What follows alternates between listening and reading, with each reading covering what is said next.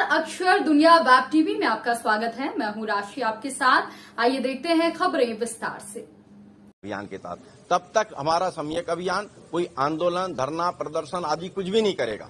सिर्फ 5 लाख युवाओं के साथ में एक बड़ा कॉन्फ्रेंस युवा दिवस मनाते हुए उस समय करेंगे 1 जनवरी 2024 को, और सरकार को बाध्य कर देंगे कि जो जितनी भी बातें मैंने बोली है उन सारी चीजों को लागू करे। 58 साल सेवानिवृत्ति आयु लागू करे, न्यूनतम वेतन अधिनियम लागू करने संबंधी संकल्प जारी करे। विधेयक तो बात की बात है, संकल्प जारी करे। इसी प्रकार आउटसोर्सिंग प्रणालियों से भर्ती प्रक्रिया रोक लगाए। चौथी बात ये कि 8 घंटे की शिफ्ट ड्यूटी पुनः बहाल करे, सारे श्रम कानूनों को बहाल करे और सरकार का एक प्लेसमेंट डिपार्टमेंट बनाए। और 5वीं बात ये कि सरकार के पास जब आबादी के अनुपात में जन सर्वे करने का अधिकार है योजनाओं के क्रियान्वयन के लिए, तो उसके आधार पर ये जातिगत आधार पर सर्वे करा ले और आबादी के अनुपात में आरक्षण सुनिश्चित करे, जिससे कि समता और समानता का सिस्टम स्थापित होगा। यदि आप लोगों के पास समय है तो एक कोविनेंट मर्जर एग्रीमेंट बना था जब देश स्वतंत्र हुआ और देशी रियासतों का विलीनीकरण किया जा रहा था। उस कोविनेंट मर्जर में व्यवस्था दी गई थी कि ये इतनी बड़ी रियासत है तो इतनी कम से कम प्रॉपर्टी इनके परिवार को चलाने के लिए होनी चाहिए, तो उतनी संपत्ति उनके नाम पे करने की बात आई। उसके बाद की संपत्ति, चूंकि अधिकारी सारे इन्हीं के टाइम के थे, इसलिए इन लोगों ने क्या किया कि अधिकांश संपत्तियों को अपने नातेदार, रिश्तेदार, नौकर, चाकर, औरत और कुत्ते बिल्लियों के नाम रखे होंगे तो उनके नाम भी कर दिया इन्होंने संपत्तियों को, और इस तरीके से बाकी संपत्ति को बचा लिया। और जो इनके एसेट्स थे भिन्न भिन्न तरह के, उनको इन्होंने प्राइवेट ट्रस्ट और पब्लिक ट्रस्ट बना करके सारी की सारी संपत्ति को बचा लिया। उसी प्रकार कोविनेंट मर्जर में एक प्रावधान और दिया गया था कि ये जो महल और किले हैं राजा महाराजाओं के, ये महल और किले आर्कियोलॉजिकल इंपॉर्टेंस के, पुरातत्व महत्व के हैं, ऐतिहासिक महत्व के हैं। तो जो राजा और महाराजा 1947 से पहले गद्दी पे बैठे थे, वे अपने जीवन काल में महलों और किलों में रहेंगे।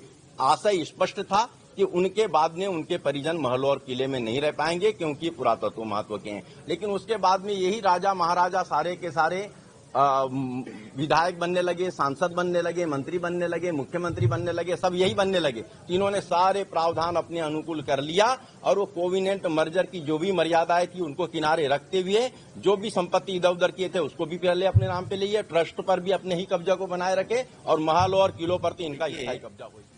शिक्षित बेरोजगार युवाओं की जो वर्तमान दशा पर मैंने बारीकी से अध्ययन किया तो मेरे सामने जो तथ्य उभर कर आए वो ये हैं कि जो संभावनाएं विद्यमान हैं उन संभावनाओं का ही यदि सही ढंग से युक्तियुक्तकरण कर दिया जाए तो इस राज्य से 70% बेरोजगारी पर अंकुश पा सकते हैं।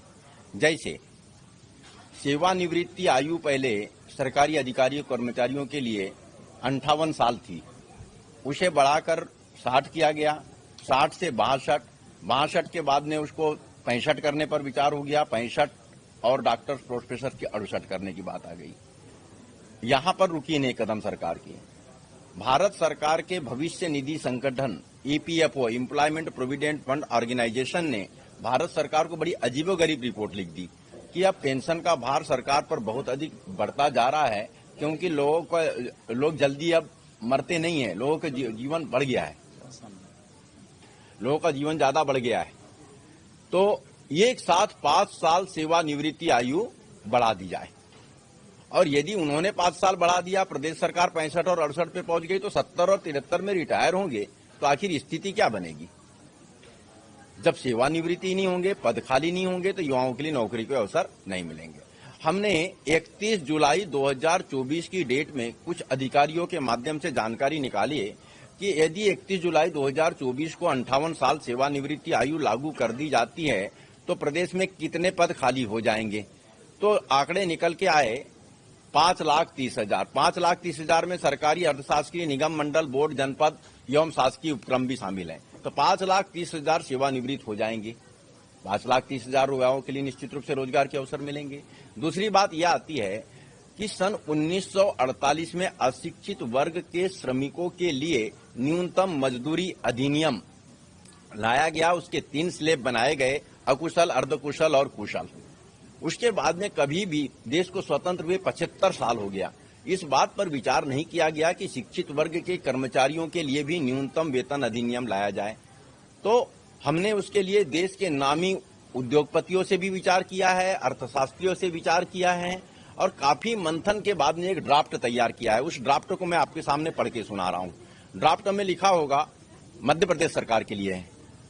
ड्राफ्ट में ये लिखा है कि मध्य प्रदेश में तत्काल प्रभाव से न्यूनतम वेतन अधिनियम लागू करने संबंधी संकल्प जारी किया जाता है। इस संकल्प के तहत विधेयक विधानसभा में पेश किया जाएगा। विधेयक पारित होते ही राज्य में शासकीय क्षेत्र के LDT, Utd, lecturer, assistant professor, professor, LDC, UDC, steno एवं भिन्न भिन्न पदों पर कार्यरत अधिकारियों कर्मचारियों के लिए जो न्यूनतम वेतन नियुक्ति के समय निर्धारित है, उतना ही न्यूनतम वेतन निजी क्षेत्र के कर्मचारियों पर भी लागू होगा।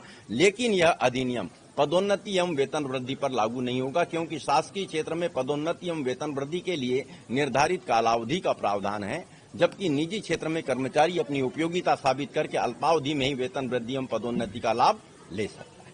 जैसे ही यह अधिनियम लागू होगा, निश्चित रूप से राज्य में शासकीय एवं निजी क्षेत्र में एक समान वेतन की व्यवस्था हो जाएगी और सरकारी क्षेत्र पर नौकरियों का भार भी कम होगा।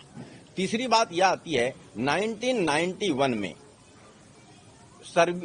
नॉलेज प्रोवाइडर कंपनी जो होती थी, नॉलेज प्रोवाइड कराती थी क्षेत्र विशेष के लिए, तो नॉलेज प्रोवाइडर कंपनियों एवं सर्विस प्रोवाइडर कंपनियों को नॉलेज प्रोसेस आउटसोर्सिंग अर्थात केपीओ और सर्विस प्रोवाइडर कंपनियों को बिजनेस प्रोसेस आउटसोर्सिंग अर्थात बीपीओ के तहत रजिस्ट्रेशन किया गया। उसका मूल कारण ये था कि इन कंपनियों में कार्यरत कर्मचारियों को न्यूनतम स्तर की सुविधाएं भी इसलिए नहीं मिल पा रही थी क्योंकि वे कंपनी एक्ट के तहत रजिस्टर्ड नहीं होती थी। तो कंपनी एक्ट के तहत रजिस्टर्ड करके उन कर्मचारियों को न्यूनतम स्तर की सुविधाएं दिलाना यही मुख्य उद्देश्य था। लेकिन सन 2014 के बाद में बड़ी अप्रत्याशित स्थिति सामने आई। केपीओ के तहत रजिस्टर्ड कंपनियां कंसल्टेंसी कंपनी बनकर सामने आई और आउटसोर्सिंग कंपनियों के लिए वे कर्मचारियों का चयन करने का एक प्लेटफॉर्म बनकर के उभरी। और जब नियुक्ति करते हैं, वो चयन करते हैं, तो चयन के बदले में 3-3 महीने का वेतन कंसल्टेंसी फीस के रूप में लेने लगे। मतलब दलाली का एक पहला अड्डा बन गया। बीपीओ के तहत रजिस्टर्ड कंपनियां केवल पीस वर्क ले सकती थी, कार्य विशेष का कॉन्ट्रैक्ट लेके कार्य विशेष को संपादित कर सकती थी। वे सर्विस प्रोवाइडर कंपनियां ही थी। लेकिन सन 2014 के बाद में बड़ी विचित्र स्थिति बनी और वो मेन पावर सप्लायर कंपनियों के रूप में सामने आ गई। और निजी सरकारी क्षेत्र में जैसे कई विभागों में जो होता है कि अगर कुछ कर्मचारियों की जरूरत है तो वो टेंडर तक जारी करने लगे और टेंडर जारी होने के बाद में जिस बीपीओ कंपनी का टेंडर पास होता है वो कंसल्टेंसी कंपनी के पास जाते हैं और कंसल्टेंसी कंपनियों के माध्यम से नियुक्तियां होने लगती है। तो अपने देश में मेन पावर सप्लाई करने संबंधी कोई कानूनी प्रावधान नहीं। हमारे बीच में वरिष्ठ वकील साहब बैठे हुए हैं, हाईकोर्ट के वकील साहब बैठे हैं और हमारे साजिद अली एडवोकेट हैं। इनसे अधिक नॉलेज कोई न्यायिक क्षेत्र में शायद ही बिरले लोगों को होगा। तो ये प्रावधान हमारे देश में नहीं है। इसके बावजूद सरकार टेंडर जारी करके अगर नियुक्ति कर रही है तो कितनी दुर्भाग्यपूर्ण है स्थिति है। हमने इसके आंकड़े निकलवाए कि मध्य प्रदेश में आउटसोर्सिंग से कितनी नियुक्तियां की गई, तो कितने का जवाब तो पहले ये मिला कि लगभग 70% पदों पर आउटसोर्सिंग से नियुक्तियां की जा चुकी है, जो कि खाली बताए जा रहे हैं। और इसके अलावा प्राइवेट कंपनियों में तो 90% पदों पर आउटसोर्सिंग से ही भर्ती की जा रही है। वे जिस कंपनी के कर्मचारी नियमित कर्मचारी हैं, उनके स्थान पर ये जो आउटसोर्सिंग के कर्मचारी है, इनको नियमित कर्मचारी अपने बीच का मानते ही नहीं। इसी प्रकार सरकारी क्षेत्र में भी हाल है। जहां तक हम आंकड़े की बात करें तो सरकारी, अर्धशासकीय, निगम, मंडल, बोर्ड, जनपद एवं शासकीय उपक्रमों सहित अगर अपन देखा जाए कि कितने नियुक्तियां हुई है आउटसोर्सिंग से, तो 9,80,000 का आंकड़ा हमारे पास में आया।